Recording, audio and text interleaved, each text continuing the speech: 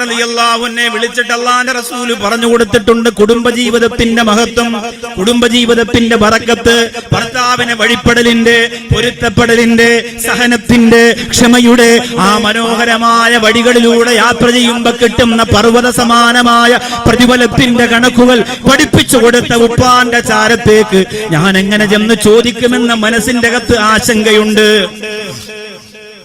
എന്നാലും അലി റളിയല്ലാഹു അൻഹു പറഞ്ഞതല്ലേ, പ്രിയപ്പെട്ട ഭർത്താവല്ലേ, അതുകൊണ്ട് ഫാത്തിമ റളിയല്ലാഹു അൻഹ മുത്തു ഹബീബിന്റെ ചാരത്തേക്ക് ചെല്ലുകയാണ്.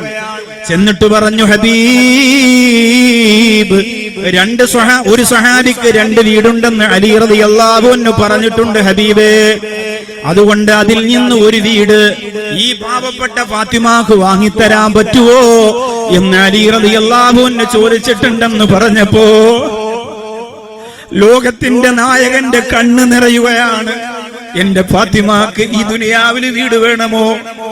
എന്റെ ഫാത്തിമാക്ക് ദുനിയാവില് വീട് വേണമോ?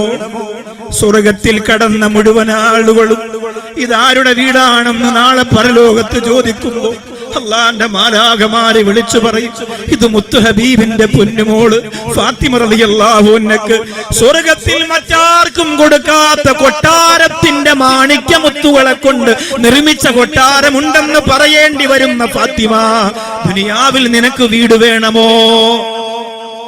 ഫാത്തിമ റളിയല്ലാഹു അൻഹ പൊട്ടിക്കരഞ്ഞിട്ട് പറഞ്ഞു, വേണ്ട റസൂലേ, അലി റളിയല്ലാഹു അൻഹ ചോദിക്കാൻ പറഞ്ഞതുകൊണ്ട് വന്നതാണ്. അല്ലാഹുവിന്റെ റസൂല് പറഞ്ഞു, മോള് പൊയ്ക്കോ, എന്റെ പൊന്നുമോക്ക് ദുനിയാവില് വീട് വേണ്ട. ഫാത്തിമ റളിയല്ലാഹു അൻഹ മടങ്ങി വരുമ്പോ ആ സ്വഹാബി ഓടിച്ചെല്ലുകയാണ്, 2 വീടുള്ള സഹാബി ഓടിച്ചെല്ലുകയാണ്. യാ റസൂലല്ലാഹ്, എന്റെ 2 വീടും അങ്ങയുടെ മുമ്പിലിരിക്കുന്നു നബിയേ, അങ്ങയുടെ പൊന്നുമോൾ ഇഷ്ടമുള്ള ഒരു വീടെടുക്കാതെ ആ വീട്ടിനകത്ത് ഇനി പാവപ്പെട്ടവൻ താമസിക്കൂല ഹബീബ്.